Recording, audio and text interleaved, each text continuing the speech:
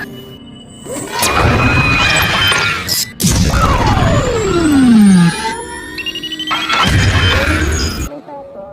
ini berjudul Hacksaw Ridge.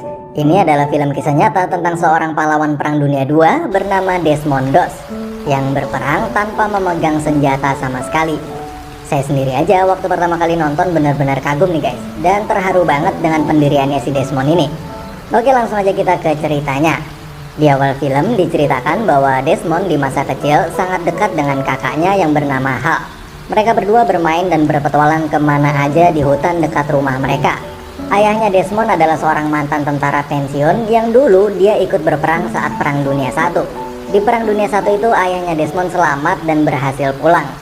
Namun seluruh teman-temannya tewas dan hanya pulang nama aja. Nah, dari situ ayahnya Desmond menjadi orang yang sangat depresi karena belum bisa melupakan bagaimana kejamnya Perang Dunia I itu. Dimana teman-teman, masa kecil ayahnya Desmond itu mati di depan matanya sendiri. Akhirnya ayah Desmond pun menjadi seorang yang pemabuk berat dan berubah jadi ayah yang sangat pemarah. Sangat berbeda dengan ayah Desmond yang sebelum pergi ke medan perang, yang adalah orang yang sangat lembut dan penyayang. Singkat cerita, Desmond kecil yang sedang berkelahi dengan kakaknya tiba-tiba mengambil batu balok gede banget dan kakaknya pun kritis dan hampir meninggal dunia karena hantaman batu itu. Nah, saat di situ Desmond pun shock karena udah nyaris ngebunuh kakaknya sendiri yang sangat dia sayangin. Desmond pun lalu melihat sebuah gambar di dinding rumahnya tentang 7 dosa besar manusia yang salah satunya adalah dosa membunuh. Di situ Desmond pun seperti mendapatkan sebuah teguran spiritual yang sangat menggentarkan hatinya. Untungnya kakaknya itu berhasil selamat. Nah, singkat cerita, Desmond kini sudah tumbuh dewasa dan sekarang Desmond jadi orang yang sangat taat pada agama serta sekarang bekerja dan membantu di sebuah gereja. Dia sekarang kemana-mana sangat memegang teguh semua perintah dan larangan agamanya tersebut, terutama larangan membunuh yang sampai saat ini masih selalu dia ingat jelas. Nah, saat si Desmond ini lagi bantu bersih-bersih gereja, tiba-tiba ada sebuah insiden kecelakaan di depan gereja tersebut. Desmond pun langsung lari keluar dan melihat keadaan orang itu, dan ternyata parah banget nih guys, sampai darahnya muncrat banyak banget. Desmond pun lalu segera membuka sabuk di celananya untuk mengikat dan menghentikan aliran darah orang itu agar tidak keluar lebih banyak lagi. Nah, sesampainya di rumah sakit, orang itu akhirnya ditangani oleh seorang dokter, dan dokter itu pun mengatakan pada Desmond bahwa "We're gonna save this boy's life." Mendengar itu, Desmond pun terdiam, seakan itulah kalimat yang paling berarti buat dia. Di saat dulu dia hampir membunuh kakaknya sendiri, sekarang dia justru menyelamatkan nyawa seseorang. Desmond pun berjalan berkeliling di ruangan UGD itu, lalu dia pun bertemu dengan seorang suster yang sangat cantik, sampai dia pun terpesona. Semenjak itu Desmond pun jatuh cinta dan sering banget mondar-mandir rumah sakit itu setiap hari cuman buat nemuin dan PDKT sama si suster cantik itu. Akhirnya suatu hari dia pun berhasil mendapatkan hati suster itu dan kemudian pergi berkencan. Di situ si Desmond banyak belajar tentang ilmu kedokteran dari pacarnya itu. Setiap hari dia belajar tentang anatomi tubuh dari buku-buku yang dipinjamkan pacarnya itu. Dan sampailah di suatu hari saat Desmond dan keluarganya yang sedang sarapan, lalu kakaknya Desmond yaitu si Hal tiba-tiba keluar kamar dengan pakaian militer rapi dan berkata pada keluarganya bahwa dia akan pergi mengabdi di Perang Dunia II. Mendengar itu, seluruh keluarga pun syok, terutama ayahnya yang dulu melihat teman-temannya tewas di medan perang. Dia tak ingin melihat anaknya juga bernasib sama. Ayahnya pun menangis dan lalu mengusir kakaknya Desmond itu. Kakaknya Desmond itu pun yaitu si Hal akhirnya pergi dan berangkat menuju medan perang. Tapi panggilan di hati Desmond pun semakin lama semakin besar juga nih guys, bahwa dia merasa juga harus mengabdi kepada negaranya. Dia tak bisa hanya tinggal dan santai di rumah, sementara negaranya sedang dalam peperangan. Sampailah di suatu waktu di mana Desmond memutuskan untuk mengikuti jejak kakaknya itu untuk mengabdi dan mendaftarkan diri sebagai tentara untuk Perang Dunia II. Desmond pun memberitahu pacarnya dan keluarganya tentang panggilan hati yang sudah tak bisa dia tahan lagi itu. Tapi Desmond ini berbeda, dia memilih untuk mengabdi sebagai tentara tenaga medis karena dia tak ingin membunuh siapapun, bahkan musuh saat di medan perang sekalipun. Akhirnya sebelum pergi, Desmond pun melamar pacarnya itu. Nah, saat tiba waktunya perpisahan, saat di kereta, tunangannya itu pun memberikan buku Alkitab dan diselipkan fotonya agar si Desmond itu selalu ingat agama dan ada kekasihnya yang selalu menunggunya di rumah. Sesampainya Desmond di camp pelatihan militer dan di asramanya itu, dia berkenalan dengan banyak orang yang nantinya akan jadi satu tim dengan dia. Singkat cerita, awalnya semua tampak baik-baik aja nih guys. Dari mulai hubungannya dengan rekan-rekan setimnya, hubungannya dengan sersan atau komandan di timnya, dan hal-hal lainnya.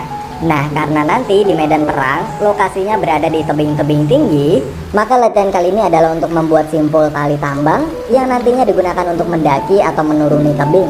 Di situ hampir semuanya berhasil membuat simpul yang sempurna. Namun, Desmond justru salah dan membuat 2 lubang simpul. Saat itu semua orang pun mentertawakannya dan meledeknya karena simpul talinya Desmond itu mirip seperti BH cewek. Di latihan ketangkasan juga semuanya lancar. Desmond pun juara 1 di timnya.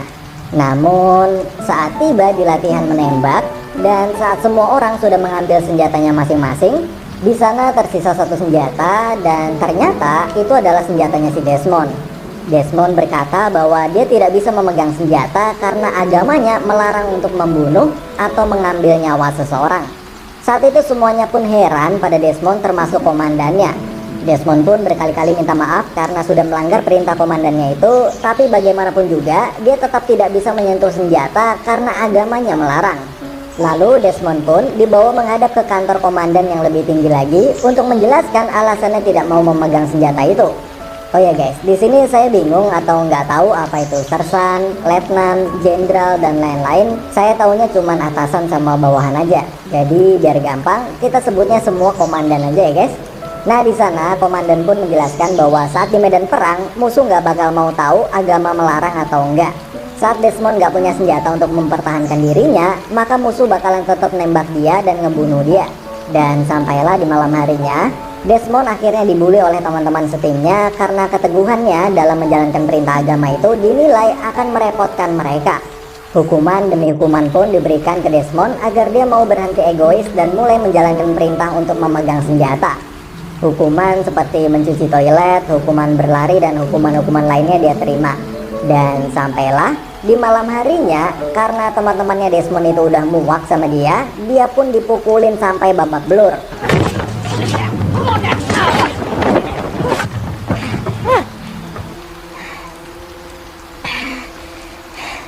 Paginya saat komandan datang, komandan itu pun melihat Desmond yang mukanya penuh luka lebam. Sang komandan pun mulai kasihan dan menyuruh Desmond untuk segera menyerah dan pulang meninggalkan tugas militernya dan kembali menjadi rakyat biasa. Tapi Desmond itu nggak mau dan tetap kekeh untuk ikut mengabdi berperang tanpa memegang senjata.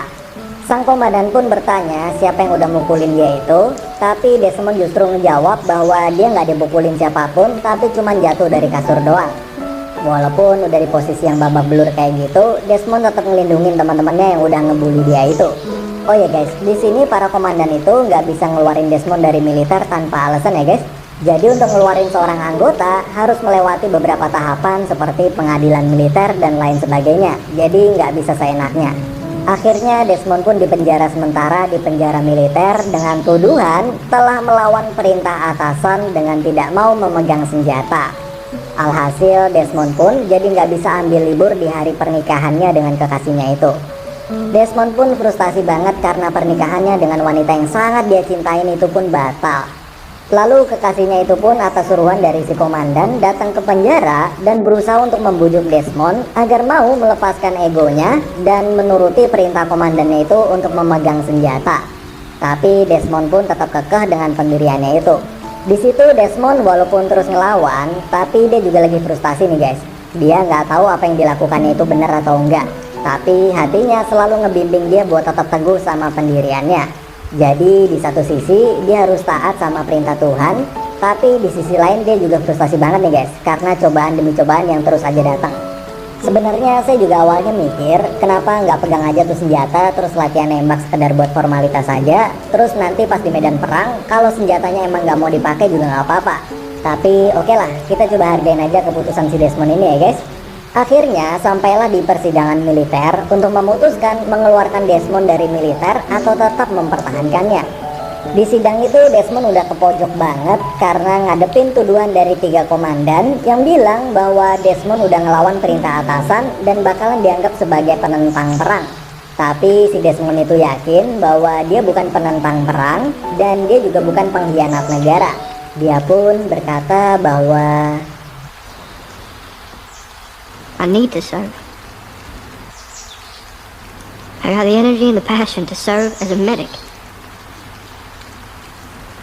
While everybody else is taking life, I'm gonna be saving it. mendengar itu semua pun terdiam dan terharu. Tapi hukum tetaplah hukum. Di dalam militer, semua harus patuh pada atasan dan tidak boleh mengutamakan kemauan pribadi. Akhirnya, ayahnya Desmond yang seorang mantan tentara saat Perang Dunia I pun datang dengan membawa surat dari Panglima Militer yang bertuliskan bahwa keputusan Desmond untuk mengabdi sebagai tentara medis adalah hal yang sah. Dan keputusannya untuk memilih tidak memegang senjata dan membunuh orang bukanlah kemauan pribadi namun perintah agama. Dan ketaatan seseorang dalam beragama itu dilindungi oleh konstitusi dan tidak akan dianggap sebagai pelanggaran hukum militer. Akhirnya setelah surat itu dibacakan pun semua pun lega nih guys, termasuk para komandannya. Jadi walaupun para komandannya itu nuntut Desmond, tapi mereka juga sebenarnya simpati dan mau ngizinin Desmond buat tetap di militer. Tapi para komandan itu juga gak punya pilihan lain karena awalnya nganggep perilaku Desmond itu udah ngelanggar hukum. Tapi begitu dengar surat keputusan itu, mereka semua pun lega dan Desmond jadi bisa tetap berada di tim mereka. Akhirnya setelah itu Desmond pun dibolehin cuti libur buat acara pernikahannya dengan kekasihnya itu. Dan lalu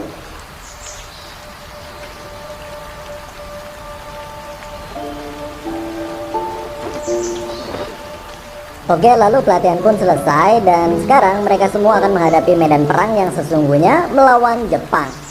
Karena dulu saat Perang Dunia II persenjataan belum terlalu canggih, jadi faktor yang paling menentukan di dalam perang itu adalah mental para tentaranya nih guys. Dan kita semua tahu gimana ganasnya tentara Jepang. Mereka rela bunuh diri sambil bawa granat buat ngeledakin para tentara lawan. Nah, saat habis mendengar hal itu, mental para tentara di tim Desmond pun langsung down karena takut akan keganasan Jepang nanti. Banyak mobil-mobil pengangkut jenazah tentara Amerika yang lalu lalang dan semakin menjatuhkan mental mereka yang melihatnya. Dan akhirnya sampailah di lokasi medan perangnya, yaitu sebuah tebing tinggi yang bernama Hexau.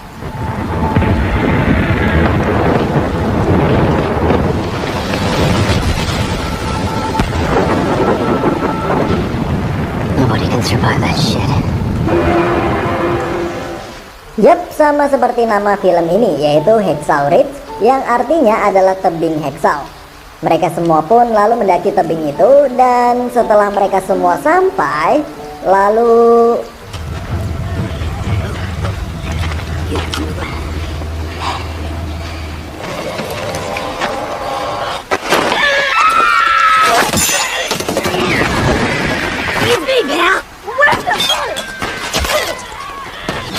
di sini bener-bener kacau nih guys. Saya aja waktu nonton sampai ikut deg-degan. Jadi kita yang lagi nonton pun jadi kayak lagi bener-bener ada di medan perang beneran saking realnya. Kayak pas granat meledak itu ada yang sampai badannya kebelah dua, ususnya keluar semua, kakinya putus, tangannya putus dan lain sebagainya. Tapi kalau saya liatin semua nanti videonya malah keblokir YouTube. Oke, lalu Desmond yang posisinya sebagai tim medis pun terus-menerus menolong dan mengangkut para tentara lainnya yang terluka. Dan beberapa diantaranya adalah teman-teman satu asramanya saat di pelatihan militer. Di saat tim medis lain hanya menolong tentara di barisan belakang dan tengah, ini si Desmond sampai ikut maju ke garis depan nih guys. Gokil. Sampai berkali-kali si Desmond yang sama sekali nggak megang senjata itu hampir ke headshot sama tentara Jepang. Di medan perang itu udah nggak ada lagi bully-membuli karena agama atau karena apapun. Teman-teman yang dulu membuli Desmond saat di asrama militer pun saat ini semuanya saling bekerja sama, saling membackup satu sama lain. Terutama membackup Desmond yang jadi satu-satunya tenaga medis di garis depan. Kalau Desmond itu mati, maka bisa dibilang tentara di garis depan pun juga bakalan mati. Karena nggak bakal ada lagi yang akan nolong mereka. Pokoknya seru banget nih guys. Kalian download dan tonton aja sendiri filmnya dan jangan lupa pakai headset kalian. Lalu ada salah satu teman asramanya Desmond yang terkena ledakan sampai kedua kakinya putus. Lalu ada salah satu tenaga medis yang berkata pada Desmond bahwa cukup kasih dia menghilang rasa sakit aja lalu pergi. Karena kondisinya nggak bakal mungkin ketolong lagi dan dia udah pasti mati. Tapi Please don't leave me. I got kids. I ain't going anywhere. I'm gonna get you home. Desmond pun gak mau ninggalin dia dan tetap ngangkut dia ke belakang dan tetap bilang ke tim medis lain bahwa dia harus tetap diobatin, dia pasti bakalan tetap hidup. Desmond pun terus dan terus kembali ke garis depan lagi untuk menolong yang lainnya. Singkat cerita, malam pun tiba dan semua pun mundur terlebih dahulu karena kondisinya yang gelap itu nggak memungkinkan untuk tetap melakukan penyerangan. Tapi saat semua memilih beristirahat dan berlindung, Desmond malam itu masih tetap mau kembali ke garis depan untuk menolong para tentara lain yang masih terluka dan masih ada di sana. Lalu saat dirasa cukup, Desmond pun akhirnya mencari tempat berlindung untuk beristirahat. Saat di suasana malam itu, Desmond yang sedang berlindung bersama rekannya pun kemudian bercerita tentang alasan sebenarnya dia tak ingin memegang senjata. Desmond berkata bahwa sebenarnya tak boleh membunuh adalah perintah agama. Namun, tidak memegang senjata itu bukan perintah agama, tapi hanya kemauan pribadinya Desmond aja. Dulu, sewaktu di rumah, ayahnya Desmond yang mabuk selalu melakukan kekerasan pada Desmond dan kakaknya. Desmond pun masih bisa terima. But you didn't kill him. In my heart, I did.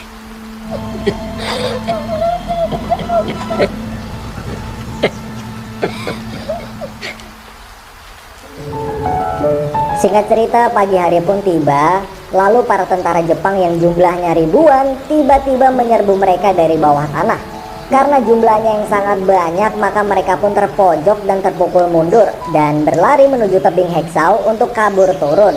Tapi karena penyergapan mendadak itu, jadi banyak banget korban di sana nih guys. Banyak teman-teman asrama yang Desmond kenal meninggal dan terluka di sana. Dan akhirnya saat semua tentara termasuk para komandan di asrama militernya dulu yang memilih kabur dan kembali ke markas, Desmond pun yang sedang melihat teman-temannya mati dan terluka pun benar-benar bingung, gak tahu harus kabur atau tetap tinggal dan menolong mereka. Sementara tentara Jepang sangatlah banyak dan masih terus menyerbu mereka. Lalu saat kondisi seperti itu, Desmond pun berkata kepada Tuhan bahwa What is it you want of me? I don't understand. I can't hear you.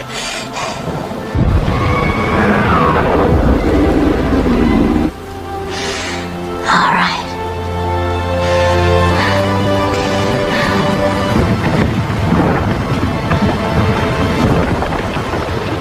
akhirnya Desmond pun memilih untuk kembali ke garis depan dan menolong sebanyak mungkin para tentara yang masih tertinggal di sana.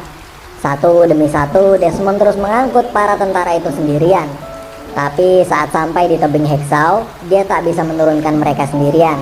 Akhirnya dia pun mengambil tali dan lalu membuat sebuah simpul berlubang dua. Yang dulu saat di camp pelatihan, simpul itu dianggap salah dan dianggap seperti BH cewek.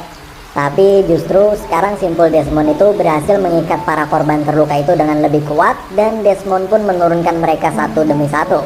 Lalu tentara yang sedang berjaga di bawah pun melihat satu demi satu ada tentara yang turun dan selamat. Tapi mereka bingung dari mana datangnya mereka itu, dan siapa yang nurunin mereka juga nggak tahu. Si komandan yang baru sampai di markas pun masih terus kepikiran bahwa masih banyak anak buahnya yang masih terluka dan tertinggal di atas sana. Tapi dia nggak bisa berbuat apa-apa dan nggak bisa menolongnya. Komandan itu pun frustasi dan meminta bantuan kemana-mana untuk mengirim pasukan tambahan untuk kembali ke atas, tapi pasukan itu baru bisa datang esok harinya. Sementara Desmond yang masih di medan perang sendirian dan tanpa memegang senjata sama sekali pun terus-menerus main petak umpet sama tentara Jepang dan terus-menerus menolong para rekannya yang terluka itu. Bahkan saat Desmond masuk ke markas bawah tanahnya Jepang dan melihat tentara Jepang yang sedang terluka pun, dia juga tetap menolongnya. Intinya Desmond di sana berusaha menolong semua orang yang dia bisa, termasuk tentara musuh sekalipun. Hingga waktu malam pun tiba dan Desmond masih terus dan terus kembali ke garis depan lagi dan lagi. Please, Lord, help me get one more.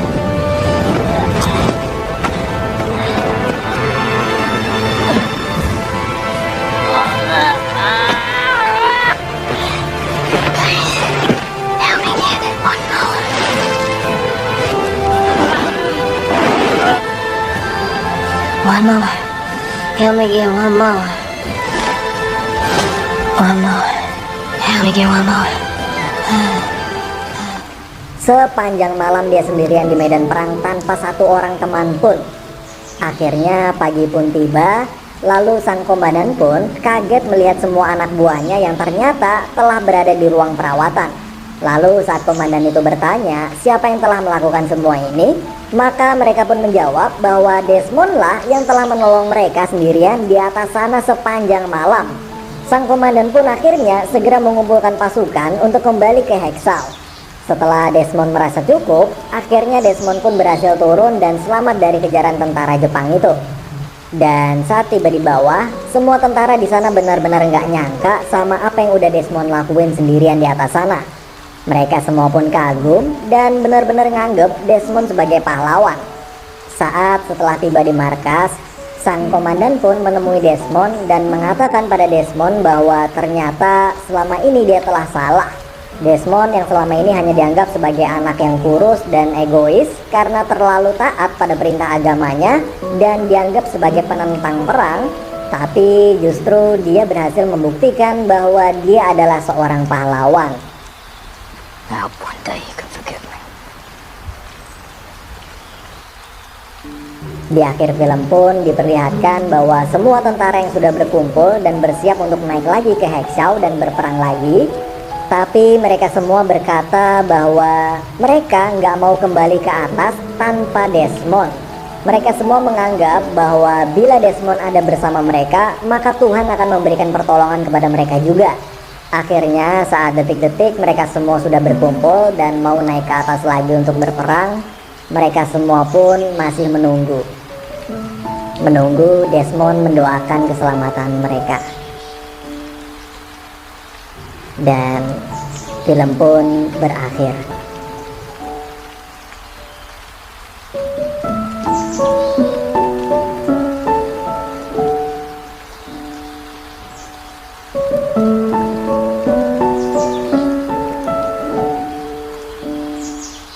I was praying the whole time. I just kept praying, Lord, please help me get one more. When I got this, I said, Lord, please help me get one more.